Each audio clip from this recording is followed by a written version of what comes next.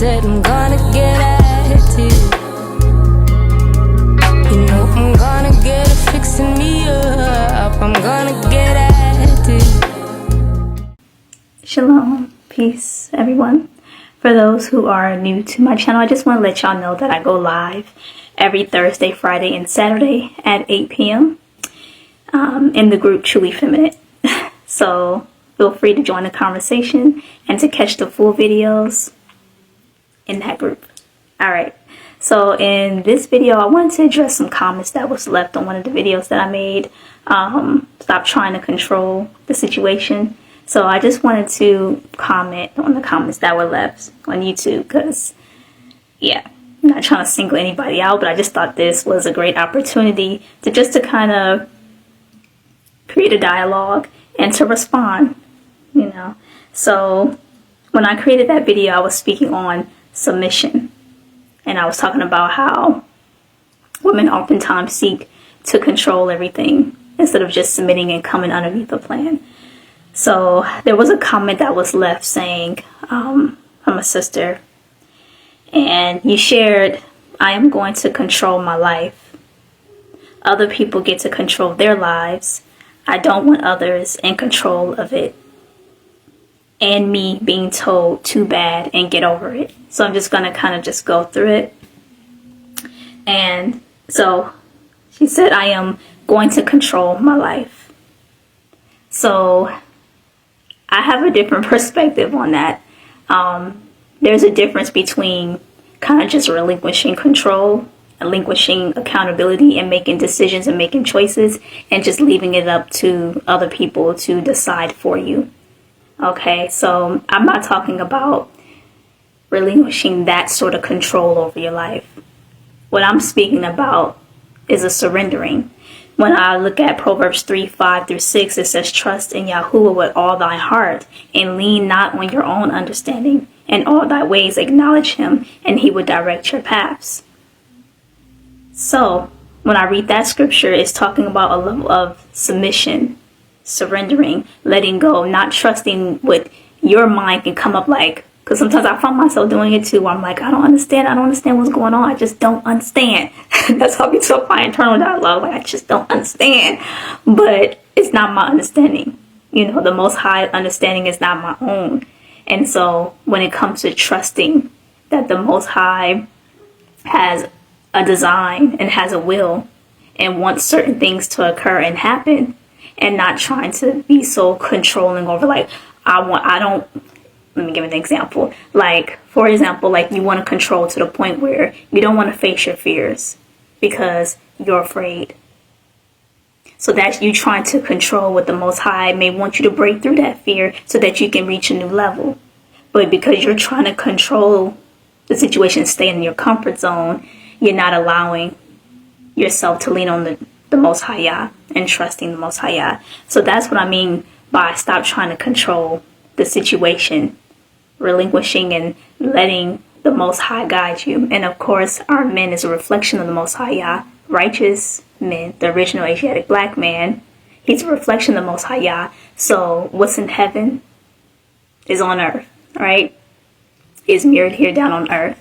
So if our men are the physical representation of the Most High Yah, then we are also have a level of trust and surrendering and allowing ourselves to be guided by our men. We may not always understand what the vision is or what all that it entails, but we still have that trust.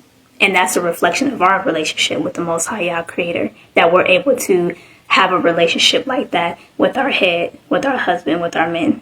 Okay, so next is the comment says, other people get to control their lives. In what ways are other people controlling their lives? Are they controlling their lives in the sense where you have those who are controlling to the point, like I said, where you're missing out on opportunities that maybe the Creator wants you to grab a hold of? You know, I think a lot of times, and even I've said it myself, where you look at people and it's like they seem like they have control over their life, and we view it and we kind of think like, okay, things seem to be going well for them. They seem to be confident. They seem to be achieving their goals. And we look at it as that person has control of their life. You know, they're assertive. They making power moves. They're all of that stuff. We tend to to connect that with being in control. But the control that I'm talking about relinquishing is different. I'm talking about submission, coming under the plan. You have to bend and be flexible in some things. It's not always you pushing out, especially as a woman, feminine woman, right? Our nature is receptivity. So we're not always pushing out. And when we are, that's the masculine inside of us. And there's nothing wrong with that. But we're feminine, we're women. So our overall nature is not going to be so outward and forceful all the time. We're going to be quiet. We're going to be still. We're going to learn by listening more than speaking, sort of things. Don't mean that we don't speak, but we listen more than we speak. Okay. And she also said, I don't want others in control of me and me being told too bad and get over it. So I don't think that anyone should be controlling anybody, right? Because that is the adversary. The Most High guides and leads. And so if you're being forced or controlled to do something, then you have to ask, what type of entity is that? What do you think is controlling you? Because I've got caught up in that too, where I would say like, oh, this person's trying to control me. Or I used to say that a lot. And just based on the teachings that I've learned from my head, I came to a point where it's like a light was shined when he was teaching about like control dynamics and mechanisms within relationships. And the light bulb went off for me like, oh my goodness, I like being controlled. And I didn't think that I was a person that was like that, but because I kept saying words like, oh, this person's trying to control me, I wasn't taking accountability. It's like, no, those persons weren't trying to control me. I wanted them to control because I didn't want to be accountable for making decisions. I wanted to be able to have someone to turn around and blame, like, okay, well, no, that ain't on me, that's on you because you're the one that recommended that I do that or do, so that's that. But yeah, trying to control other people, that's not healthy. Everyone has been given free will. The Most High doesn't control. Like, you have free will. The Most High said, okay, you have free will, whether you're going to choose to sin or transgress, or you're going to choose to abide by the law and love me by keeping my commandments. We have a choice. So the Most High doesn't control. So if something is trying to control you and force you, that is the adversary. Okay? All right, so next comment that was left, someone else said, another sister said, I'm not trying to control anything. People trying to control me. So again, it kind of goes back to the adversary. With people trying to control you, it's just, yeah, I've encountered that too. I've been the person that wanted to be controlled, and I've been the person that's trying to control other people. Definitely. And sometimes it comes like in a subconscious way where you're not even consciously aware that that's what you're doing because it's so ingrained and you've just been doing it for so long. And what I've discovered, that a lot of that comes from just growing up with a Jezebel mother and an Ahab and Jezebel dynamic, where the mother is domineering and the father is taking a back seat, and not asserting his authority. Because maybe that woman, and she just, the type of woman that's just super aggressive. You can't tell them anything. They're emotionally out of control. So men tend to be like, I ain't going to even say anything.